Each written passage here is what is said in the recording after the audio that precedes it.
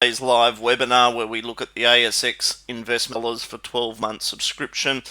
Please visit the Investor Signals website or email or phone me on the details on screen there. Moving straight into a list of the stocks that have been posted on the blog within the last 30 days. So the format for today, I'm going to focus on the last month's posts on the blog. We're going to roll through the ASX 100 stocks that are in the model portfolio. Excuse me. And we're also going to do the same for the US S&P 100 model, and then we'll conclude with a summary of the notes or the high conviction ideas that we're focusing on. So to review the last 30 days of posts on the blog, click on watch list, go across to here, go down to recent blog posts, and again it stores the last 30 days of stocks that are tagged on the blog. We can organize this in percentage terms to get the greatest percentage gains to the top. We can also arrange it as to whether the stocks are under buy signals or sell signals. So at the moment we'll start with Altium at the top. I'll click on the code and we'll start moving through these. So Altium, we flagged this on the blog simply as a momentum trade. It switched from sell conditions to buy conditions in 2018 at $20 a share. And you can see here that the structures remain bullish with higher highs and higher lows. The most recent algo signal was there at around $30, and the stock's rallied about 20% since then. Now, Altium trades on a very high P multiple, I think up around 50 times earnings, so it is an expensive stock, and it might be one that we now just wait until we next see the next buy signal before taking action on that one. Amcor, so this is sitting closer within the buy zone.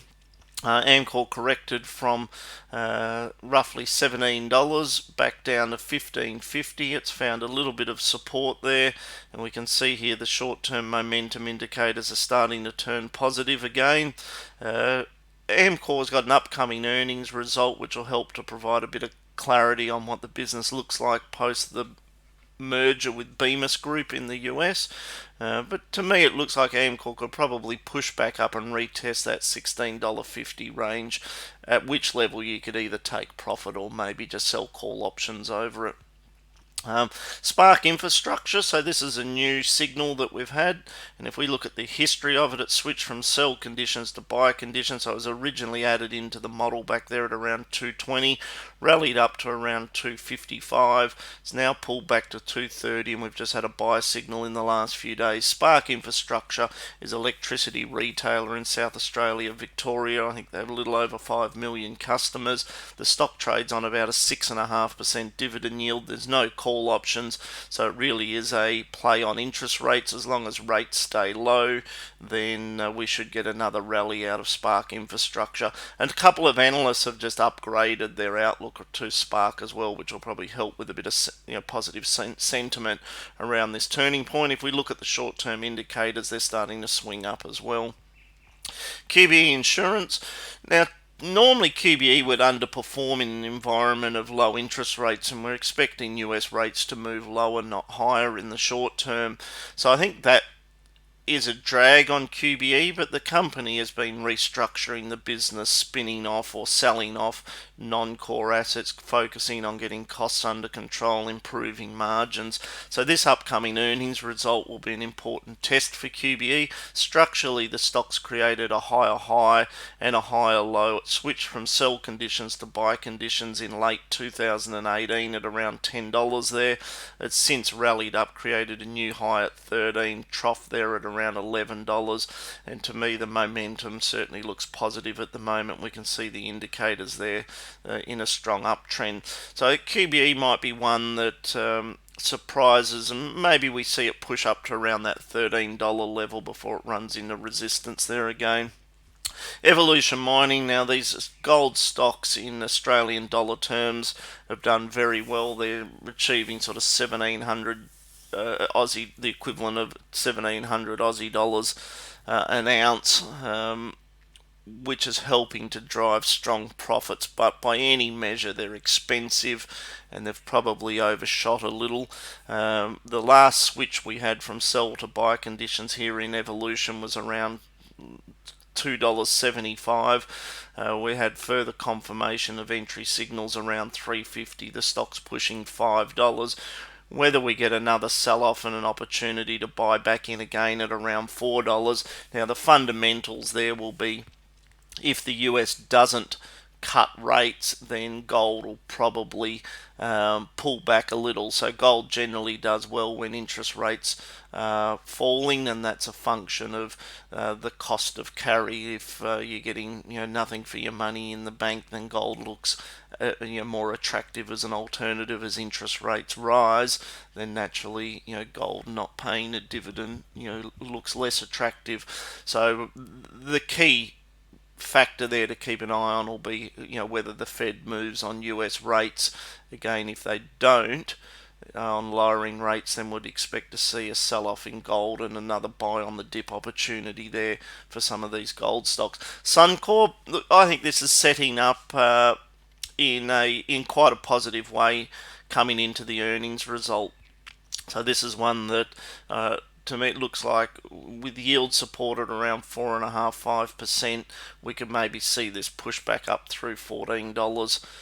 So the technical structure there, you're looking at supported around this $13 to $13.50 level, and we're just expecting this to break higher over the course of this earnings result. Hub 24, really just consolidating. The reason I posted this on the blog, we looked at Hub, I think Net Wealth, and a couple of the other platform managers.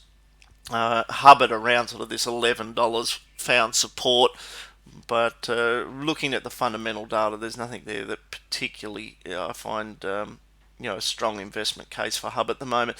GrainCorp, so I like this on the basis that they're spinning off their malt division, which will help to unlock value for shareholders. But the most part of that good news for the moment's played out. I think there's been an issue around ACCC with them maybe having to spin off a further division as part of this restructure that the company's looking at, and that ACCC concern is the cause for the stock running in a resistance and pulling back. So we'll just keep an eye on that in the news, and I'll continue to update you on the blog if we re-enter GrainCorp again. But this was certainly a stock that we bought at the lows there, and we've traded out of it, and we'll have another look at it maybe on a little further pullback. Tabcorp, so I like this at around $4.50. It's been a bit of a slow moving stock. But the stock's trading on about a 4.5%, 5% yield, and the upcoming earnings result, we'd expect to see ongoing benefits from that merger with Tats Group to play out in the earnings results there. So we continue to like Tabcorp. Woodside Petroleum at around this $33, $34 level. It's just worth adding this back onto your radar.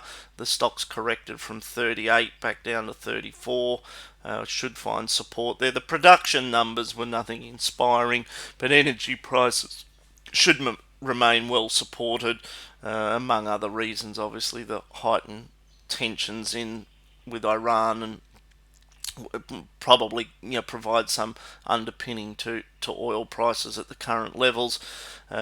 So even if you're buying Woodside and just selling an out of the money call option, you're certainly getting a much better dividend in Woodside than you are in, say, Oil Search or Santos.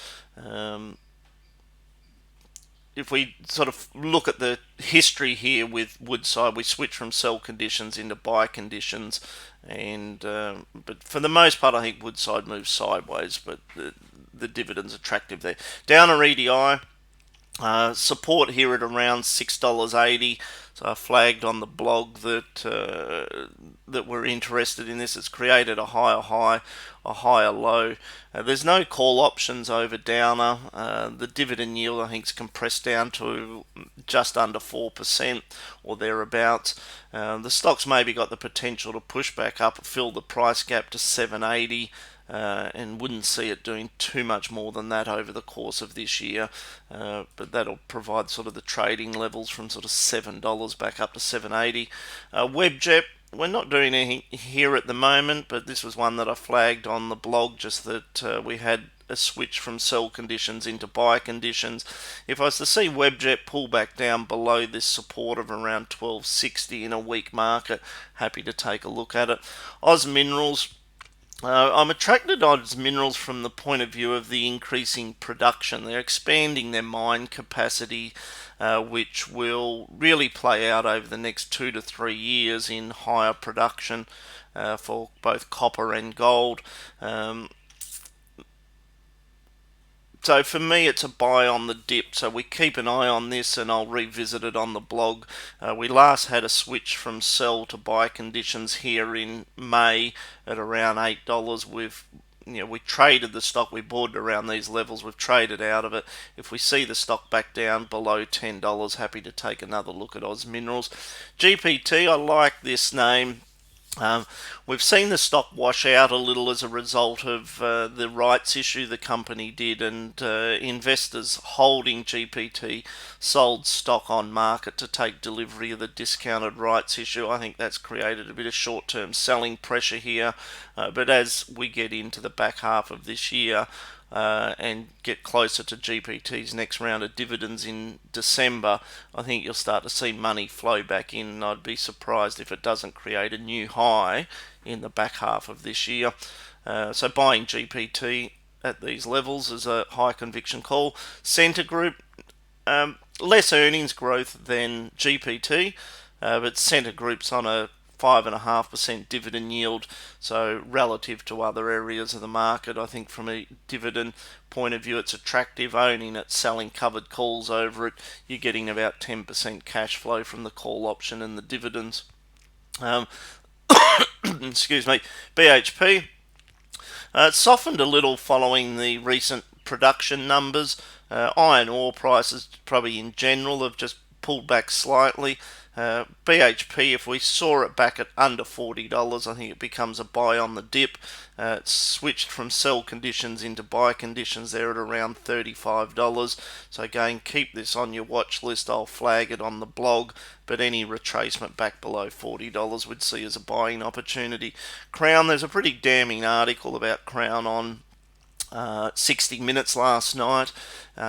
I'm surprised that the stock's actually held up as well as it has in the face of the negative sentiment around the story. We'll watch with interest and see what the upcoming earnings result looks like. But we're certainly sort of stepping back and having a rethink about our exposure to Crown. Flight Centre running into resistance.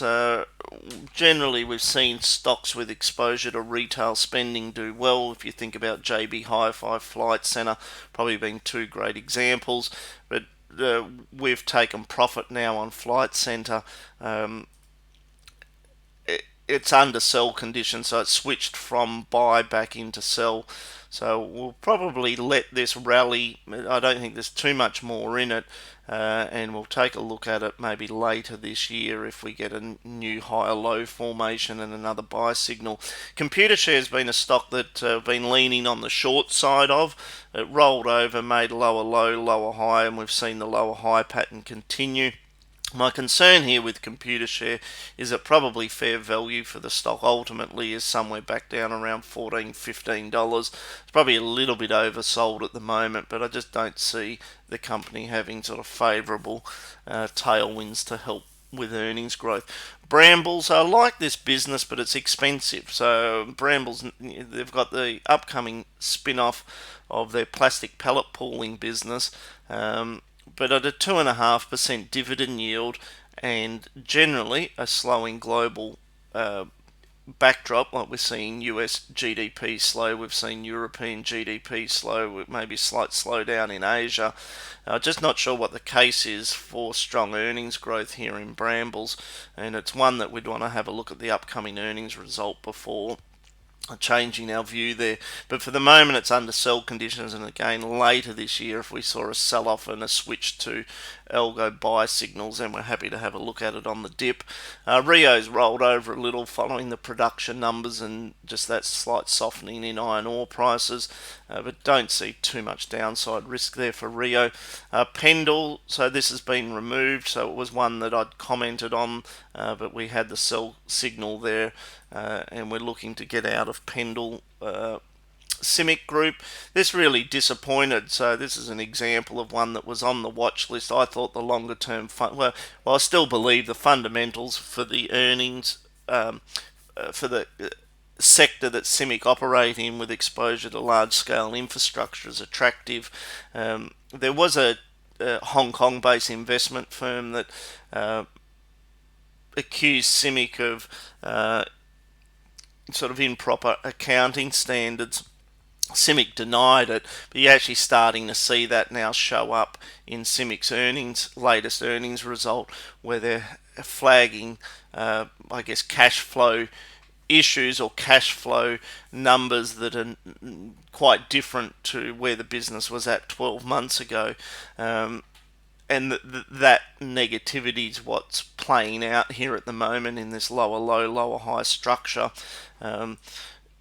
It's probably got a little bit further to wash through from a valuation standpoint, but it's one that, whether the number is closer down to $30 or $32, we'll be watching this closely, because I do think that the longer term fundamentals still support the business. So this sell-off over the next 6 months probably creates a pretty compelling longer term entry level into CIMIC, and I'll continue to update you on the blog around that. Origin Energy, so this has been a fairly bullish position that we've had for a while, predicated on the basis that the company's going to be reinstating their dividend based on the company paying down their debt from about 10 billion to 6.5 billion, strong energy prices, strong natural gas prices. The project at Curtis Island is online and delivering good dividends for Origin. So all things being equal, we'd expect Origin to announce at this upcoming earnings result the reinstatement of their dividend policy. On a 12-month outlook, it should sort of get Origin back up to about a 4.5% yield. On that basis, it should support a stock price of about $8.50. We're mindful that it's under sell conditions, but those fundamentals there as they reinstate their dividend means that we're remaining exposed to Origin. So what I've done there, again, just to refresh your memory, we've clicked on watch list, we've gone down, selected recent blog posts, and I've just toggled through the stocks that, so if you've missed the blog for a week, or you just want to refresh your memory as to which stocks we're commenting on, go in there, load up the watch list, and then simply toggle through them. So again, clicking on the code and then clicking on the arrow will toggle you through that list. Okay, so now what we're going to do is look at the stocks that are in the ASX 100 model portfolio. So click on model portfolio, go down to ASX 100, and there's a couple of different ways we can arrange this list. I like to look at it from days held, so this is the most recent stock that's been added to the model, and let's just move through these and I'll share with you some general commentary. So a number of analysts are starting to downgrade Fortescue on the basis that the market's got a little bit optimistic. So the blended iron ore price that I think Fortescue's been achieving is around $95, maybe a little bit lower, $91 a tonne, which is a little bit lower than what BHP and Rio are achieving. The sell-off here in Fortescue, it's corrected from $9.50. I think if we just see it sub $8, so I've flagged sort of the range there that I'm going to be keeping an eye on it. And even though the analysts are downgrading its earnings outlook, I think with iron ore up at these prices, there's still a strong case for a very strong dividend yield here from Fortescue. So we just want to see a little bit more weakness in the share price. If we look at the short-term indicators, they're still trending down. Maybe just keep an eye on them and wait for them to trough at a little lower level and then turn positive. And I think from a specific price point, you're probably getting down to something around $7.50 as sort of the entry target there on Fortescue. Iluka, Now, this is not a stock that I follow closely, so I'll start reading up on the financials and update you on the blog as to my view here on Iluka. But you can see I've sort of taken a bit more of a cautious approach and just waiting to see if we get another leg down into this 850 range before I take a look at Iluka. But all these are all stocks that have been added into the ASX 100 model portfolio, and again we're looking at this through sort of most recent. Starting with the most recent stocks that have been added. AusNet Services, this is an energy company that's been added into the model, and from a yield standpoint, I think this is attractive, and I'm starting to see a number of analysts upgrade their earnings outlook for AusNet. So, again, I'll update you on the blog, but I think we're down at around an entry level here at around 180. Amcor's been added back into the model portfolio, and I've spoken at length about this, but we like Amcor and see upside potential there.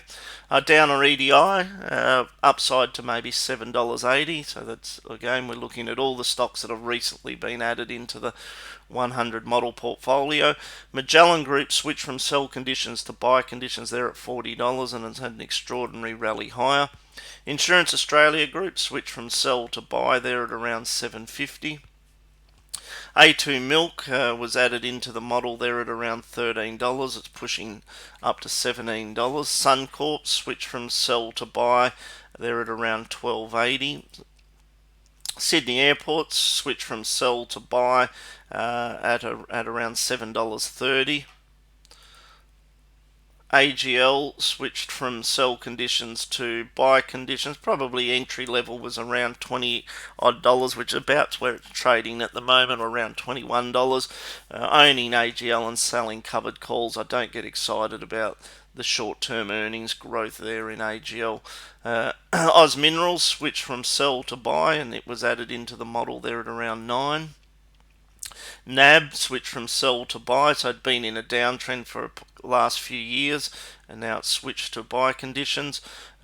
Generally, the banking sector globally, I think, starting to look a little better, and when we review the high conviction ideas, we'll look at one of the ETFs to capture a recovery in global banking stocks.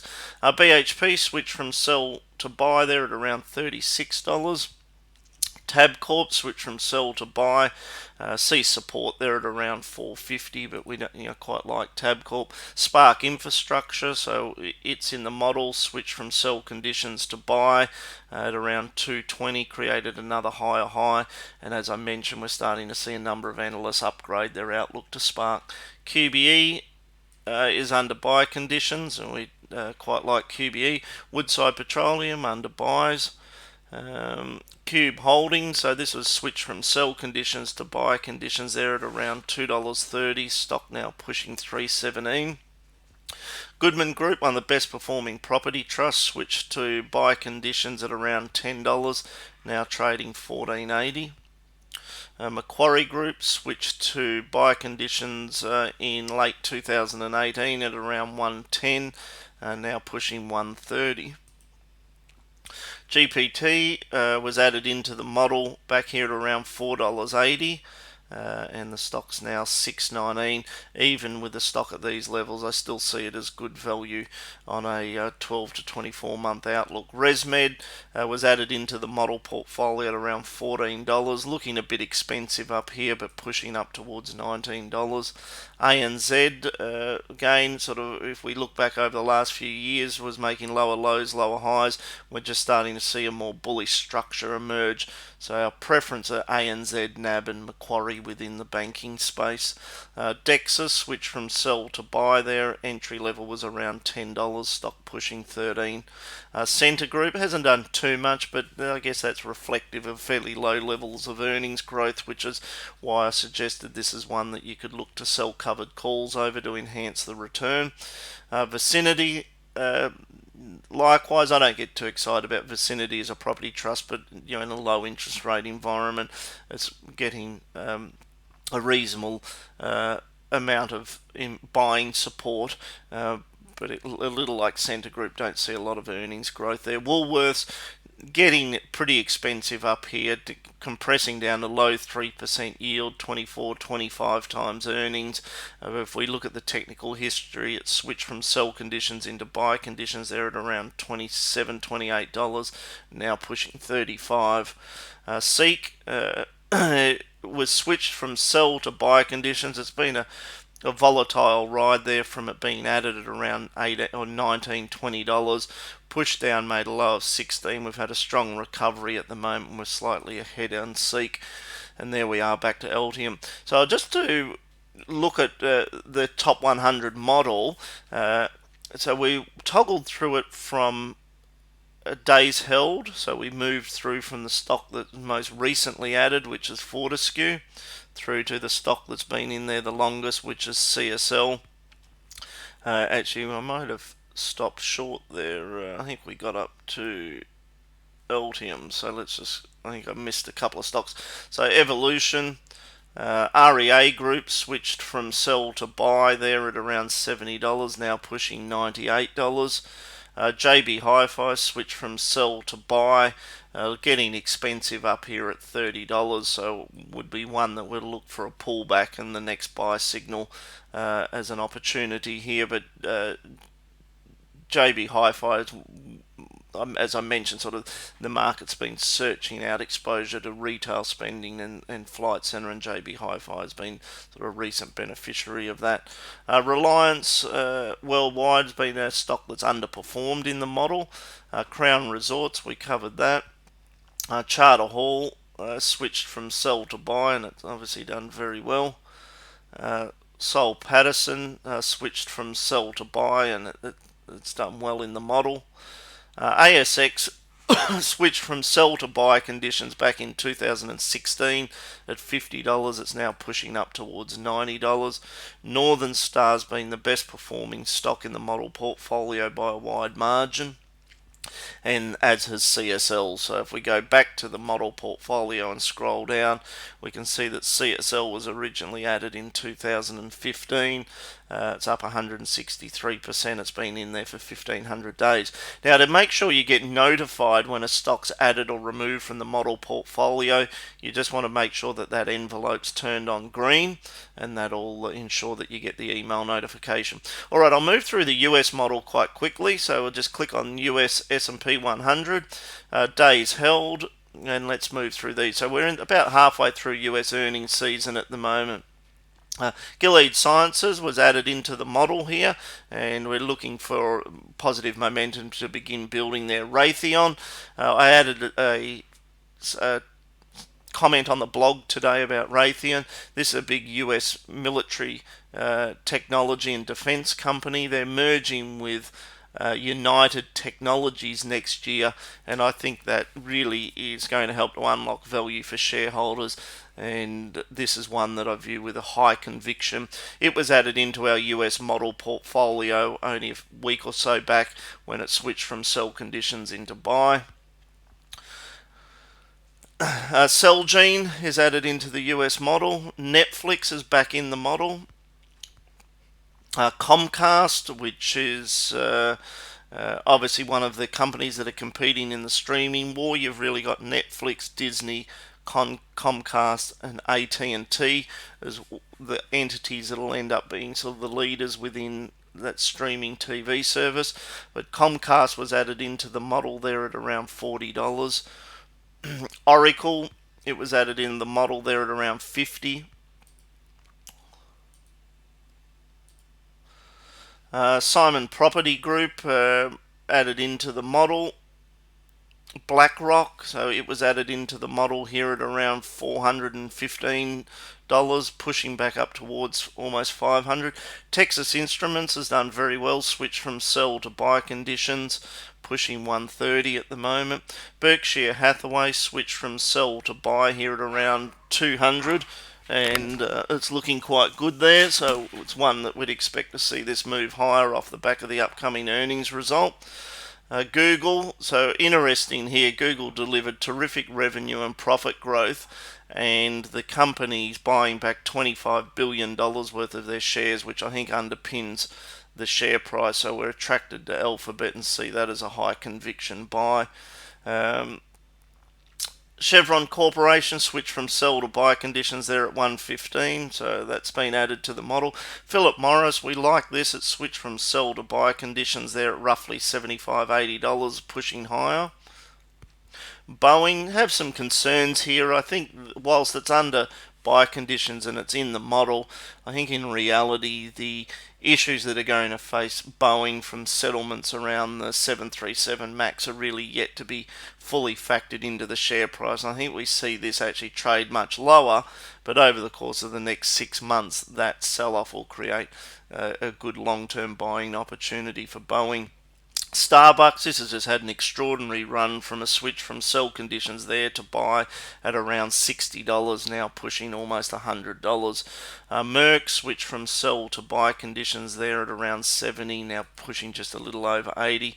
Kinder Morgan switched from sell to buy at around $15, now pushing 20. Union Pacific, so switched from sell conditions to buy at around 130, stock now pushing 170. JP Morgan switched from sell to buy, the stock at around 100, the stock's now pushing 116. So it's interesting there if we just have a look at the trend here in JP Morgan. The stock's really mostly made higher highs and higher lows. We've had a consolidation for the last probably 12 to 18 months, but it's starting to look like it's pushing back up against the top end of that consolidation band. Another switch here from sell conditions into buy at around 40, stocks now pushing 55, that's Mondelez. MetLife switched from sell conditions to buy at around 40, now it's pushing 50. Visa, so generally getting exposure to US consumer, so Visa, MasterCard have done well. Visa was added back into the model at around 130, it's now pushing 180. PayPal was added into the model at around $80, pushing now 120. Duke Energy was added into the US model at around 78, stocks now 86. Exelon Corporation was added into the model at around $40, just marginally above that, trading around 45 at the moment. Southern Coast switched to buy conditions at around $43, the stock's now pushing 55. Cisco Systems was added into the US model at around 41, now pushing 55. IBM's, the recovery, excuse me, the recovery's underway here in IBM following the acquisition they've made of Red Hat. So that's, I think the total value of that acquisition is about $30 billion, but it's a bit of a game changer for IBM and their ability to scale up their cloud services business. So you're starting to see IBM create higher highs and higher lows. Disney switched from sell conditions to buy conditions at 100. It's now trading 140. You've got Disney rolling out a streaming service to compete with Netflix at a discounted price point. Verizon Communication, one of the US leaders in 5G, it was added into the model portfolio at around 47. It's now trading 57. MasterCard, so one of the better performing stocks in the US model, it was added at around 140 and the stock now trading 280. Nike's done well. It switched from sell conditions to buy conditions here. It was added into the model at around $51. Stock's now trading 87. Again, exposure to that strong US consumer. Pfizer switched from sell conditions here to buy conditions in 2016 at around $30. The stock's now trading 43. I think this is a stock that's maybe back at a level where you could look at buying it again at the moment. So they'll be interesting. I think Pfizer report their earnings results this week. Lowe's switched from sell conditions to buy back in 2016 at $70, now trading 100. Microsoft Corporation, so this switched from sell conditions to buy in 2016 at $50 and the stock's now pushing up to 140. Microsoft is probably one of the strongest revenue and profit growth within the tech sector. So Microsoft, Google, I think are still compelling opportunities. Nextra Energy switched from sell conditions into buy conditions there at around $100 a share, now pushing 200. Adobe, so we like this name. This was added into the model a while ago, and it's one of the better performing stocks. So it switched from sell conditions into buy conditions at around $40, and Adobe's now trading $311. It was, you can see here, if we look back, the algorithm model's done a good job of picking up the higher low formations there and in Adobe. And then there we are back to Gilead Sciences. So US model portfolio coming in, looking at it from days held. Gilead Sciences, Raytheon, Celgene, Netflix, Comcast, Oracle, etc. Go through those, have a look at them, the percentage gains since they were added. If we see which stock's been in there the longest, it's Adobe. It was added in 2013. It's up 600% since it was added. Again, if you want to get notified when stocks are added or removed, make sure the envelope's read there so you can so you get those emails.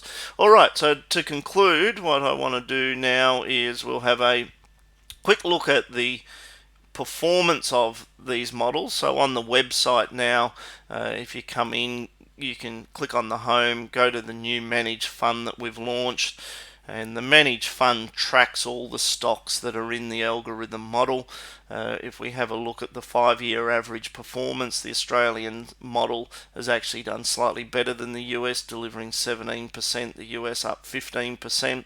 If you click on the fact sheet here, you can see for the last quarter where we're at, the stocks, the top holdings in the domestic model, and then the top holdings in the international model.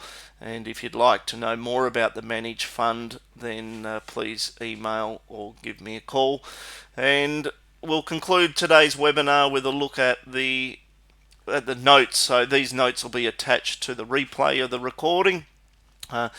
US stocks, so you can either participate through becoming a unit holder in our managed fund, or we now have a direct a broking account through Interactive Broker, where we can do US stocks as well as Australian stocks in a broking account in your name as an alternative to the managed fund. But Raytheon we like, so these are really high conviction ideas in the US market driven by large share buybacks. So Raytheon, Alphabet and Wells Fargo. Domestically, I think Amcor's should be on your radar. Tabcorp, GPT, Suncorp, down I probably wouldn't quite put in the same category there, but there's upside potential there for Downer from around $7 back up to that $7.80 level. Woodside, I think you need to keep an eye on that at around this $34. AST's a new stock that's been added into the ASX 100, and just mindful that analysts are starting to upgrade that. Oz Minerals, I spoke about sort of the longer term increasing production there that makes it sort of buying on the dip an attractive story there. I didn't cover Lendlease today, but Lendlease signed a deal with Google to build $21 billion worth of housing in the US. I think that is an attractive growth theme for Lendlease, and we're still waiting for Lendlease to sell off their Australian engineering business. The market's got pretty negative on Lendlease. The stock's already recovered from $12 to $15, but maybe there's further upside there in Lendlease. QBE, we looked at that. Banks ETF, I think, take a look at that. I think there's value there. The global banking stocks may be supported by a recovery in the European banking stocks, which are down about 30% from their recent highs. This whole global bank ETF should have upside potential. On the short side, some of the stocks, I think Bendigo still have some concerns there. Car's been much stronger than I expected, but up at around these levels. Just watch the short-term indicators. Computershare's been one of our high conviction shorts, and that's really played out for the moment. Coming into earnings result, bit worried about Cochlear and CBA. To me, Medibank's starting to look expensive. Some of these stocks on the sort of ASX 100, I think maybe the market's got a bit optimistic, and we'll have a bit of a reset coming into the August earnings results. CYB, I thought their last earnings result was encouraging. Obviously, the upcoming Brexit could weigh on sentiment with CYB, but you may recall they merged with Virgin Money, and I thought the last earnings result was the first sign of positive trends coming through in the earnings results post that merger. Thank you for listening in, and I'll continue to update my thoughts on the blog and any questions. So if you're wanting to sign up for the technology that I demonstrated today, please visit the website. If you'd like to inquire about the managed fund, please give me a call. Details are on screen there.